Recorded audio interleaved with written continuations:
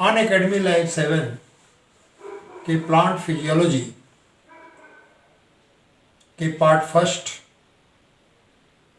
जिसमें कि plant and water relationship के बारे में हम डिस्कस करेंगे।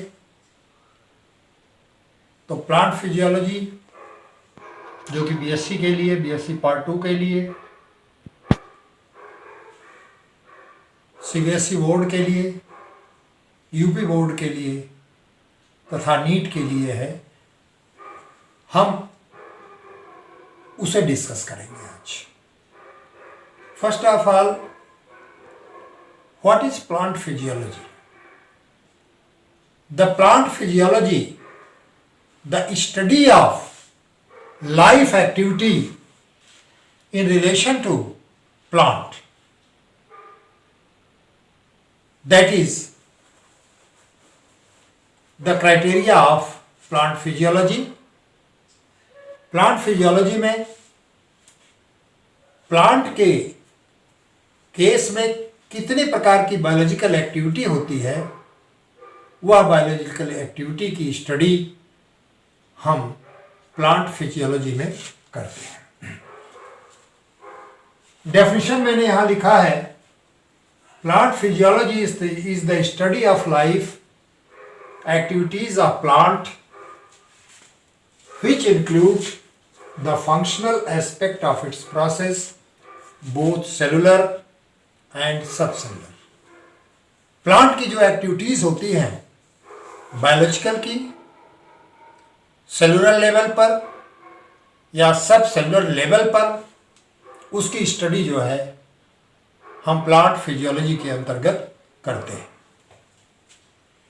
हम चलते हैं aspect of plant physiology. There are 3 aspect. First physical aspect, second plant metabolism and third growth. Physical aspect में हम लेते हैं soil water relationship. Plant metabolism में I will discuss about enzymology, respiration, photosynthesis, metabolism of carbohydrate, nitrogen and lipid. इतना चीजें हम discuss करते हैं प्लांट मेटाबॉलिज्म में। And our third aspect, that is growth, I will discuss about the hormones, photoperiodism, vernalization, dormancy, seed germination, ageing and senses. ये 3 aspect होते हैं plant physiology के। फिजिकल में आपको सॉइल के बारे में, वाटर रिलेशनशिप के बारे में आपको स्टडी करना है। मेटाबॉलिज्म में आपको एंजाइम के बारे में, मेटाबॉलिक एक्टिविटी के बारे में। अब यहां मेटाबॉलिज्म आपको जानना है कि all the biological activities inside the body, that is known as metabolism. Metabolism is divided into 2 categories, anabolism and catabolism. Anabolism means synthesis of organic compound from lower to higher. And in case of catabolism, that is the breakdown of higher molecules towards lower molecules. Photoperiodism, it means the growth due to light, that is known as photoperiodism. Vernalization, इसको detail में पढ़ेंगे आप। इसको कहते हैं सुप्तावस्था, vernalization, बसंतीकरण इसका हिंदी में नाम है। डॉर्मेंसी सुप्तावस्था, seed germination, ageing and senescence. Growth, for growth plant hormone is responsible, नाम आप जान सुने हैं, auxin, cytokinin, gibberellin, these are the main hormones, and ethylene, they are the inhibitor. अब हम सबसे पहले लेते हैं diffusion. Diffusion means movement of molecules from higher concentration towards lower concentration. अधिक सांद्रता से कम सांद्रता की तरफ जब वाटर मॉलिक्यूल का मूवमेंट होता है, इस क्रिया को हम डिफ्यूजन कहते हैं. Diffusion takes place in solid, liquid and gas. जैसे एक सामान्य एग्जांपल हम आपको दें कि एक रूम में आप एक सेंट की शीशी खोल दें, थोड़ी देर के बाद सेंट के मॉलिक्यूल्स शीशी से निकलकर, उस बोतल से निकलकर पूरे रूम में फैल जाते हैं. सेंट का कंसंट्रेशन बोतल में अधिक है, रूम में कंसंट्रेशन कम है, तो that is verified that movement of scent molecule from bottle or from higher concentration towards lower, that is called as diffusion, and this diffusion takes place by internal force or by external force, that is due to molecular attraction. Now diffusion pressure, the potential ability of molecule or ion to diffuse from an area of its greater concentration to an area of lesser concentration. इस concentration में एक pressure create होता है, that pressure is known as diffusion pressure. हमेशा जो higher concentration molecules which are in higher concentration, they have high kinetic energy. उसमें kinetic energy बहुत होती है, अधिक होती है. The molecules in the region of higher concentration contain more kinetic energy. That is why they show fast movement from higher concentration towards lower concentration. The movement of all molecules collide themselves. ये molecules जो हैं आपस में collision करते हैं और collision के बाद ये एक प्रेशर क्रिएट करते हैं, and that pressure is known as diffusion pressure. फिर से आप इसको समझ लें. मॉलिक्यूल्स हायर कंसंट्रेशन से लोअर कंसंट्रेशन की तरफ ये माइग्रेट करता है, और हायर कंसंट्रेशन का जो एरिया है उसमें काइनेटिक एनर्जी अधिक होती है. इसके कारण ये मूवमेंट होगा. अब यहां पर जो मॉलिक्यूल्स हैं, दे कोलाइड विथ ईच अदर, ये कोलाइड करते हैं, और इस कोलिजन के बाद एक प्रेशर प्रोड्यूस होता है. इस प्रेशर को कहते हैं डिफ्यूजन प्रेशर. अब हम लेते हैं डिफ्यूजन प्रेशर डेफिसिट या DPD.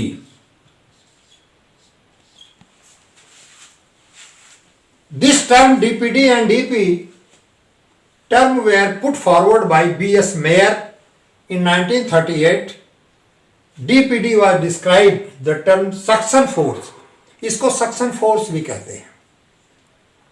And it is coined by or described by Renner in 1915. Water potential which is equal to the DPD, but the sign is negative. the amount of which the diffusion pressure of a solution is lowered than that of pure solvent is known as diffusion pressure deficit.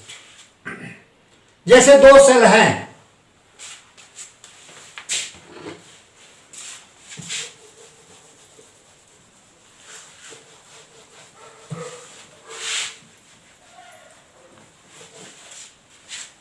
जैसे ये दो cell हैं,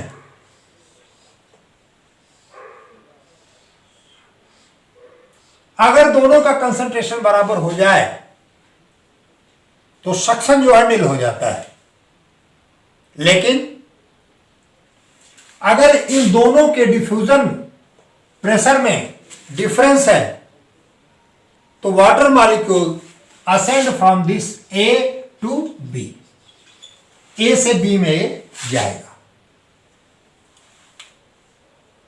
तो हमेशा water molecule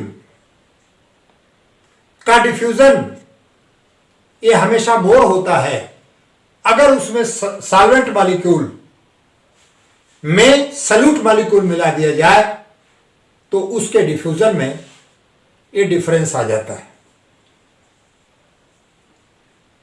तो DPT जो है net pressure को डिनोट करता है, that causes water to enter in the cell. The DPT of cell that denotes the net pressure by which water enter into the cell। इसके कारण अगर ये डेफिसिट का डिफरेंस ना होगा तो वाटर जो है एक सेल से दूसरे सेल में नहीं जाएगा।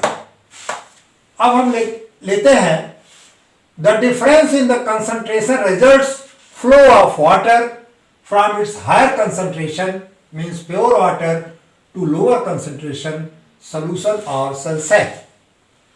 तो इस प्रकार से जो कंसंट्रेशन का डिफरेंस है, तो कंसंट्रेशन के डिफरेंस में जैसे एक सेल में वाटर है और दूसरा सेल वो उसमें सल्यूट मिला हुआ है, तो इस स्थिति में हमेशा वाटर ये हायर कंसंट्रेशन में है और किसी सल्यूट सॉल्वेंट में वाटर का कंसंट्रेशन जो है ये लोअर है, तो हमेशा वाटर जो है हायर कंसंट्रेशन से टुवर्ड्स लोअर कंसंट्रेशन और सॉल्यूशन की तरफ जाएगा।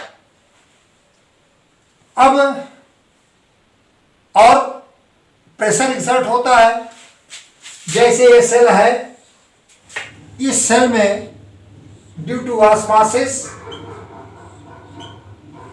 Water enters in the cell. जैसे आपने किशमिश को देखा, किशमिश को पानी में आपने डुबो दिया, पानी में डुबोने के बाद कुछ समय के पश्चात किशमिश फूल जाता है। इस फूली हुई अवस्था को कहते हैं टर्जिट, कि यह टर्जिट स्टेज में आ गया। अब जब यह टर्जिट स्टेज में आ जाएगा तो इसका जो अंदर का कंटेंट है ये एक प्रेशर क्रिएट करता है अपोजिट टू वॉल। इसके जो वाटर इंटर कर रहा है उसके अपोजिट में यह प्रेशर क्रिएट किया, that pressure is called as turgor pressure. यहां मैंने लिखा है as the water enters into the cell the TP turgor pressure of the cell increased which act against the entry of water. अब ये जो turgor pressure है ये water की एंट्री के अगेंस्ट होगा और ये एंट्री ऑफ वाटर को इनहिबिट कर देता है, रोक देता है। अब एक प्रेशर और क्रिएट होगा, जैसे टर्गर प्रेशर इस वाल पर पड़ रहा है तो ऐसी भी स्थिति आ सकती है, अगर टर्गर प्रेशर इंक्रीज कर गया तो वाल हमारी बर्स्ट कर सकती है, लेकिन उसी समय यह वाल जो है टर्गर प्रेशर के अपोजिट और इक्वल एक प्रेशर क्रिएट करती है जिसको कहते हैं वॉल प्रेशर, WP। WP अर्थात wall pressure that will be equal to turgor pressure. It means TP is equal to WP, माना turgor pressure is equal to wall pressure. ना तो वॉल बर्स्ट होगी और एंट्री ऑफ वाटर एक check हो जाता है। The actual force responsible for entry of H2O, तीन फोर्सेस वाटर की एंट्री के लिए रिस्पॉन्सिबल है। एक है osmotic pressure, turgor pressure and wall pressure. The actual force responsible for entry of H2O will be therefore osmotic pressure, turgor pressure and wall pressure. Then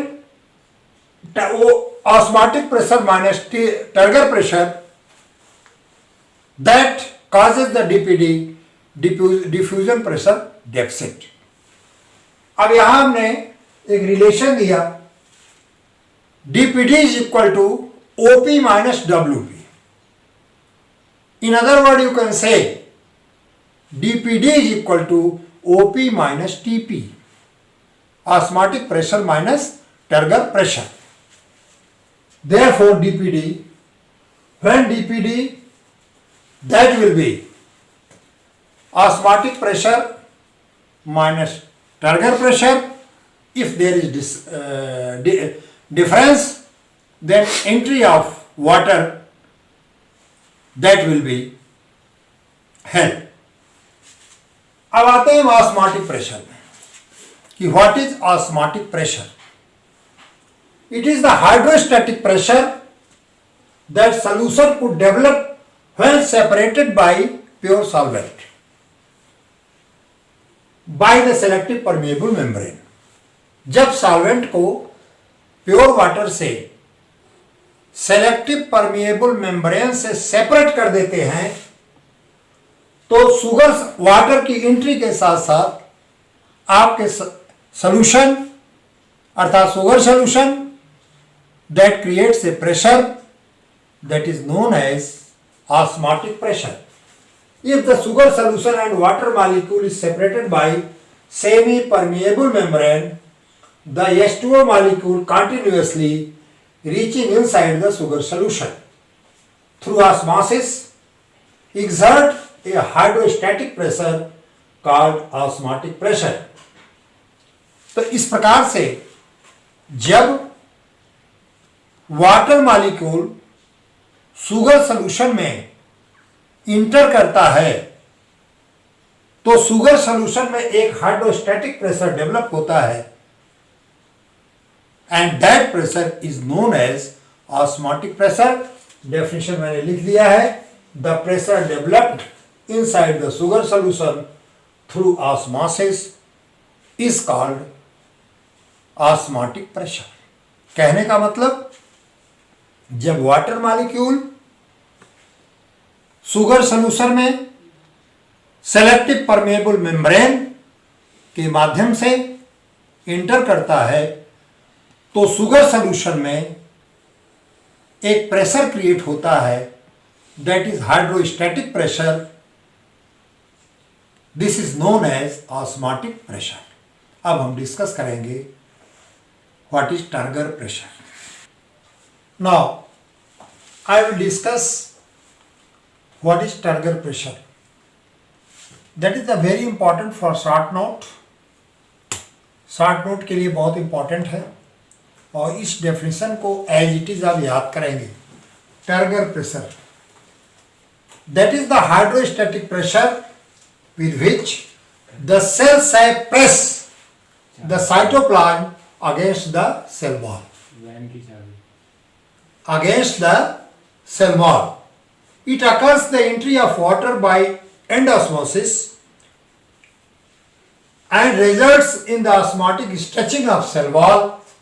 A cell thus charged with water with its wall in state of tension is said to be turgid and this condition is termed as turgidity. अब इसको एक बार समझ लीजिए। जब water molecule semi permeable membrane के through cell में enter करता है तो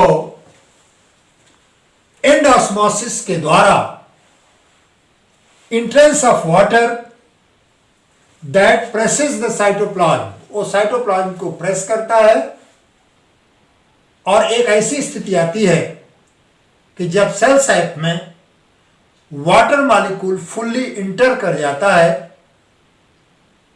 the condition is known as turgid condition. अब आप कहते हैं कि ये सेल जो है ये टर्जिड हो गया है और इस कंडीशन को आप टर्जिडिटी कहते हैं। डेफिनेशन लिखा हुआ है। अब इस तरह से उसमें एक टेंशन क्रिएट होता है, तनाव पैदा होता है और यह तनाव जो टर्जिड अवस्था में पैदा होता है ये वॉल पर तनाव डालता है, वॉल की स्ट्रेचिंग करता है, स्ट्रेच करता है वॉल को और उसी समय इस टर्गर प्रेशर के अगेंस्ट वॉल जो है उसके बराबर और विपरीत अपोजिट साइड में एक प्रेशर क्रिएट करता है जिसे कहते हैं कि वॉल प्रेशर, जिसे क्या कहते हैं, वॉल प्रेशर। सेकंड है wall pressure, the pressure exerted by the cell wall, the pressure exerted by the cell wall to counteract कहते हैं उसका विरोध, to counteract the turgor pressure is called wall pressure। क्योंकि अगर ये टर्गर प्रेशर बढ़ता गया तो वॉल रप्चर हो सकती है, तो उसके विरोध में वॉल जो है टर्गर प्रेशर के बराबर और अपोजिट एक प्रेशर क्रिएट करता है, that pressure is known as wall pressure. तो हमेशा टर्गर प्रेशर और वॉल प्रेशर ये दोनों बराबर होते हैं। अब हम लेते हैं कि इस डिफ्यूजन का सिग्निफिकेंस क्या है, इसका महत्व क्या है। तो पहला महत्व इसका है, पहला सिग्निफिकेंस है gaseous exchange in photosynthesis and respiration. Photosynthesis में कार्बन डाइऑक्साइड का इनटेक होता है, ऑक्सीजन आउटपुट होता है ऑक्सीजन का, बाहर निकलती है। रेस्पिरेशन में इसी का अपोजिट होता है, ऑक्सीजन सेल के द्वारा ली जाती है और कार्बन डाइऑक्साइड बाहर निकलता है।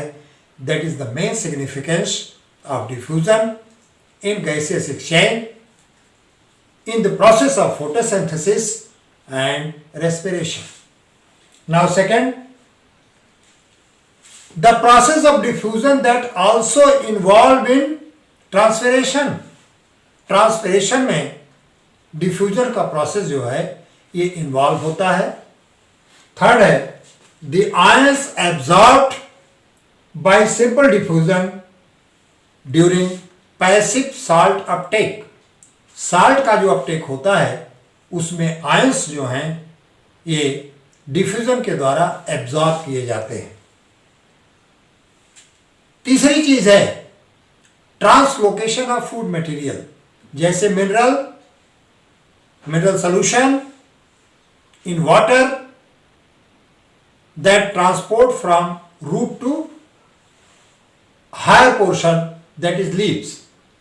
But leaves are chlorophyllous tissues, they photosynthesize food material like carbohydrate and other food material.